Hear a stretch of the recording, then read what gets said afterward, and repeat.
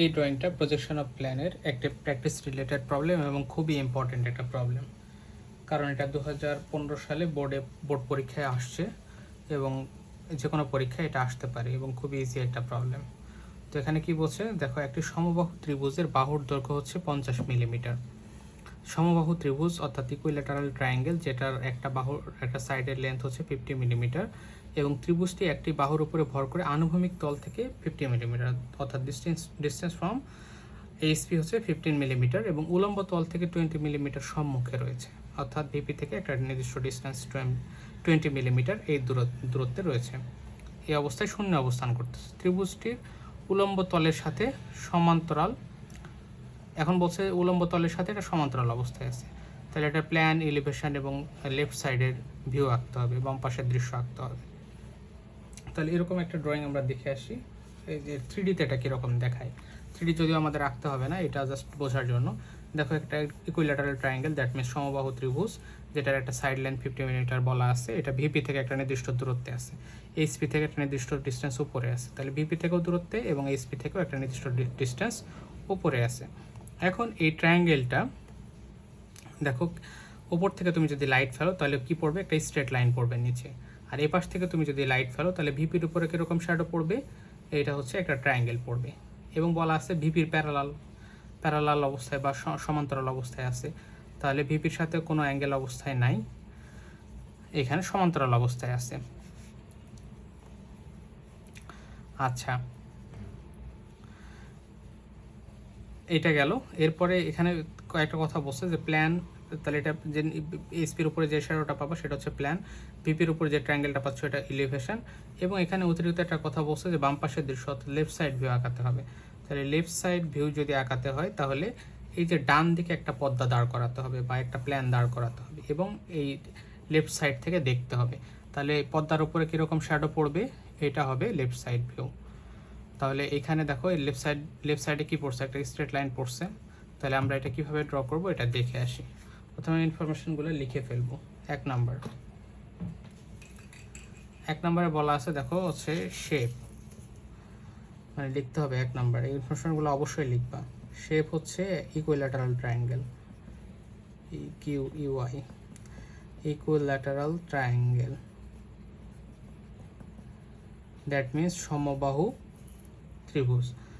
এরপরে লিখবা distance from, আগেও এগুলো লিখছি আমি, এবং এই থ্রু আউট দ্য ড্রয়িং সবগুলোতে এইটা লিখবো, distance from HP equal distance from VP,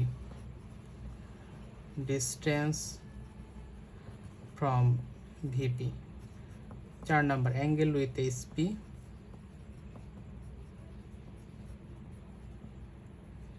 5 number angle with VP. এখানে কি বলা আছে ইনফরমেশনগুলো দেখো, ডিস্টেন্স ফ্রম এইচপি কত বলা আছে, এই যে ত্রিভুজটি, the side of equilateral triangle is 50 millimeter and the triangle rests on one side 50 millimeter above the horizontal plane, তাহলে 50 millimeter horizontal distance from HP 15 millimeter, এই যে আনুভূমিক তল থেকে 15 মিলিমিটার উপরে, উলম্ব তল থেকে 20 মিলিমিটার সম্মুখে ফরওয়ার্ড পজিশনে আছে উলম্ব তল থেকে, তাহলে এটা হচ্ছে লিখবা 20 মিলিমিটার। এরপরে এটি উলম্ব তলের সাথে সমান্তরাল অবস্থায় আছে, উলম্ব তলের সাথে সমান্তরাল অবস্থায় মানে হচ্ছে অ্যাঙ্গেল উইথ ভিপি, এটা হচ্ছে 0 ডিগ্রি। আর এইচপিরও বেসটা এইচপির প্যারালাল আছে, এরকম কিছু বলা নাই, বলা আছে যে এই বেসের উপরে ভর করে দাঁড়িয়ে আছে, যেখানে বলা আছে দেখো একটি বাহুর উপরে ভর করে দাঁড়িয়ে আছে, তার মানে কি এই যে ট্রায়াঙ্গেলটা একটা বাহুর উপরে ভর করে দাঁড়া থাকার মানে কি এই যে এইচপির সাথে এইটাও প্যারালাল আছে, ঠিক আছে। তাহলে এগুলো লিখতে হবে না, জাস্ট এখানে ইনফরমেশনের জায়গায় ক্রস দিয়ে রাখবা, তাহলে হচ্ছে প্রথম কাজটা তোমার যেটা, সেটা হচ্ছে এইচপিভিপির ইন্টারসেক্টিং লাইনটা ড্র করে ফেলা।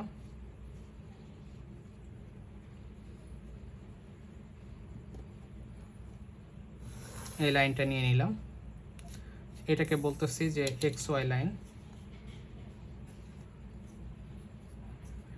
এর উপরে লিখবো হচ্ছে ভিপি নিচে লিখব এইচপি। এখন সেকেন্ড ইনফরমেশন হচ্ছে ডিস্টেন্স ফ্রম এইচপি ড্র করব কোথায়, ভিপিতে। তাহলে ভিপিতে কতখানি নিব,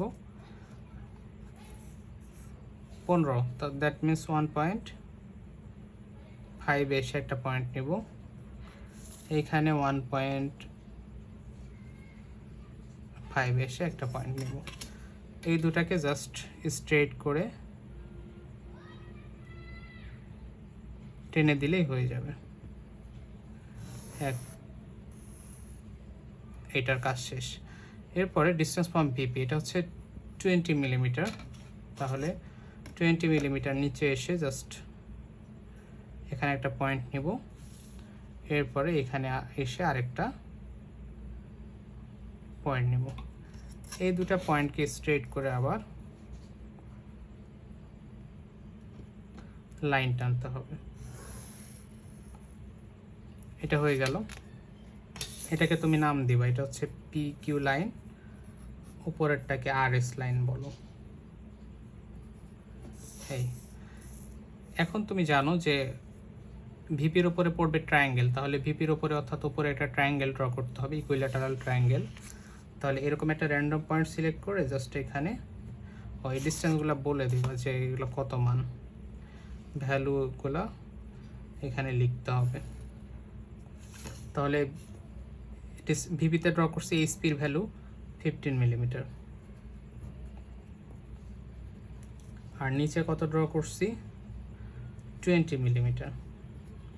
তাহলে এখানে লিখে দেবো এটা হচ্ছে 20 মিলিমিটার। তাহলে এখানে যেহেতু হয়ে গেছে, সো একটু গ্যাপ দিয়ে ড্র করি এটা, এই যে এখানে।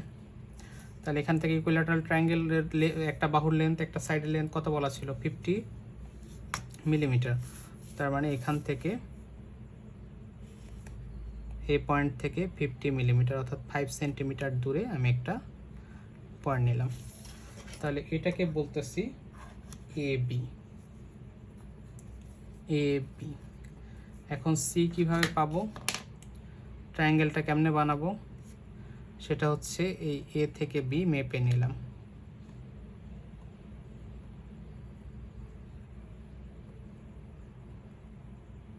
মেপে নেওয়ার পর এই পাশে হালকা করে একটা বৃত্তচাপ আঁকবো, এ থেকে আরেকটা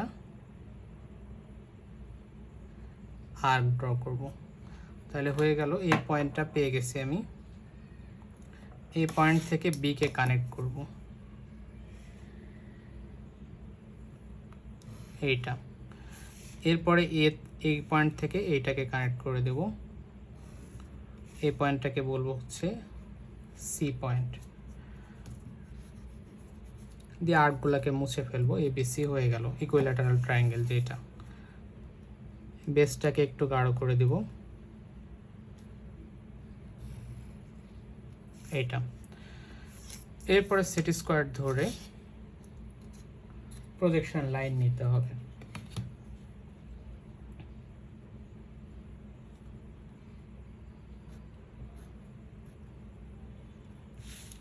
এরপরে এটাকে এখান থেকে প্রজেকশন লাইন নিবা, সি থেকে এ থেকে নিছি,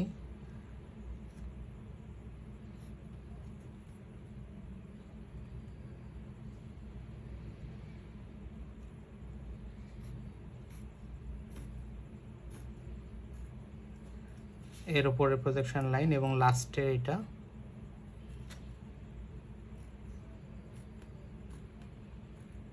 প্রজেকশন লাইন নিব।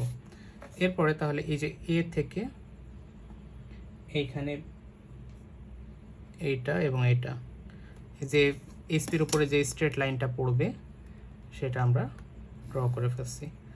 তাহলে এ থেকে আসছে, এই জন্য এটাকে এ পয়েন্ট নাম দিচ্ছি, এটা হচ্ছে সি নাম দিচ্ছি, এটা হচ্ছে বি। এইটা গেল।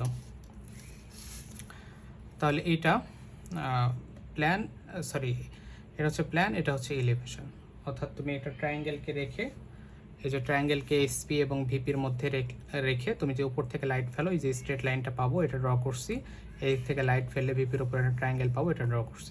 এখন হচ্ছে লেফট সাইড ভিউ, তাহলে রাইট সাইডে একটা পর্দা দিতে হবে, লেফট থেকে আলো ফেলতে হবে, তাহলে এখানে স্ট্রেট লাইন পাবো, এটা ড্র করতে হবে। তো তোমাকে যদি রাইট সাইড ভিউ বলে লেফট সাইড ভিউ বলে তাহলে একটু আলাদা আসবে। তো এখানে লেফট সাইড ভিউ বলছে, তখন তুমি কি করবা, এই যে এরকম একটা র্যান্ডম পয়েন্ট সিলেক্ট করে এখানে 45 ডিগ্রি এই এক্স ওয়াই লাইনের উপরে এরকম একটা র্যান্ডম গ্যাপ দিয়ে এইখানে তুমি 45 নিবা।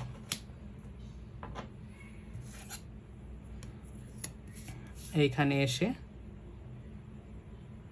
তুমি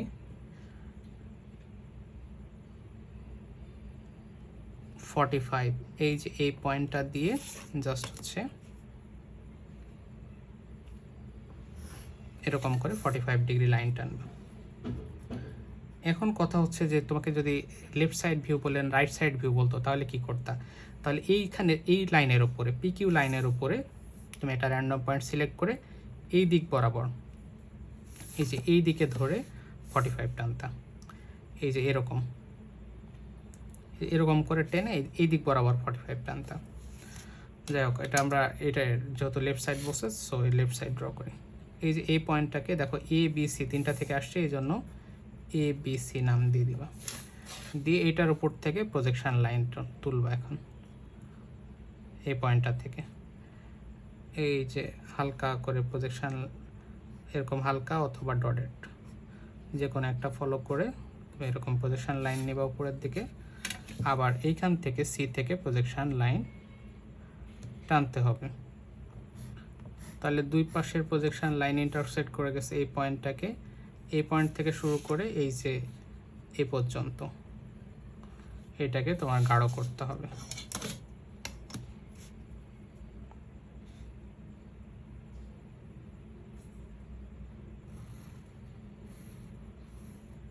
তাহলে তুমি এই পাশের লেফট সাইড থেকেও যে স্ট্রেট লাইনটা পাবা সেটাকে ড্র করা হয়ে গেল। এটা এবি থেকে আসছে এই জন্য এখানে এবির সাথে মিলছে এই জন্য এবি, আর এটা হচ্ছে সি থেকে আসছে এই জন্য সি। তাহলে এই পাশে তুমি এটা পেয়ে গেলা। এখন এই কোশ্চেনে বলে এই পর্যন্ত হচ্ছে তোমার ড্রয়িং। এখন আমি বাকি একটা অংশ ড্র করব, সেটা হচ্ছে তোমাকে যদি লেফট সাইড ভিউ বলতো তাহলে আচ্ছা এটা দরকার নাই, লেফট সাইড ভিউ এখানে কোশ্চেনে জিজ্ঞাসা করছে। তবে যদি রাইট সাইড ভিউ বলতো তাহলে তুমি কি করতা? তাহলে আমি এটা দেখাচ্ছি, এতটুকুই তোমরা ড্র করে শেষ করে দেবা। এখন যদি এখানে বলতো যে রাইট সাইড ভিউ ড্র করো, তাহলে তুমি কি করতা? তখন তুমি এই যে এইদিকে 45 নিতে, এরকম একটা র্যান্ডম পয়েন্ট সিলেক্ট করে তখন তুমি এইদিকে 45 ডিগ্রি ড্র করতাম। এই যে এই দিকে এইখান থেকে 45 ড্র করতাম, অর্থাৎ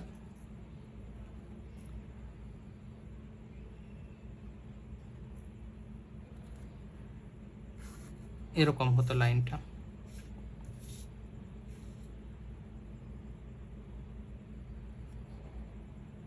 অর্থাৎ এই দিকে তুমি 45 করে তখন লাইনটা টানতাম, টেনে এখান থেকে তখন উপরের দিকে প্রজেকশন নিতাম।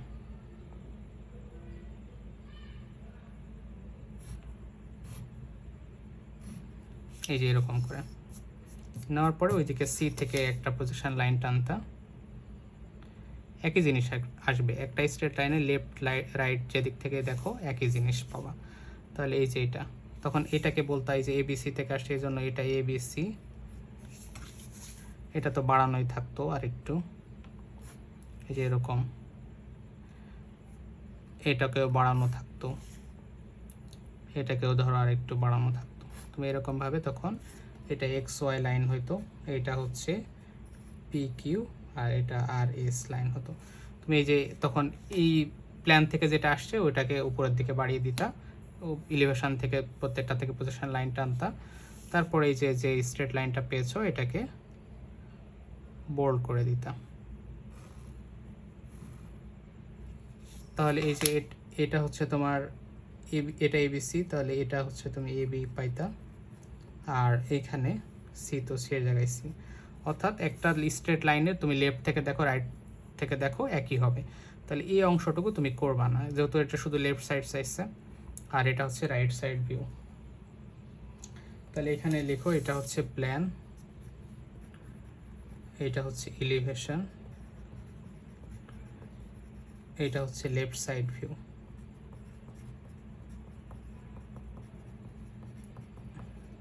আর এখানে যদি এটা এঁকে থাকো তাহলে হচ্ছে রাইট সাইড ভিউ লিখে দেবে, সাইড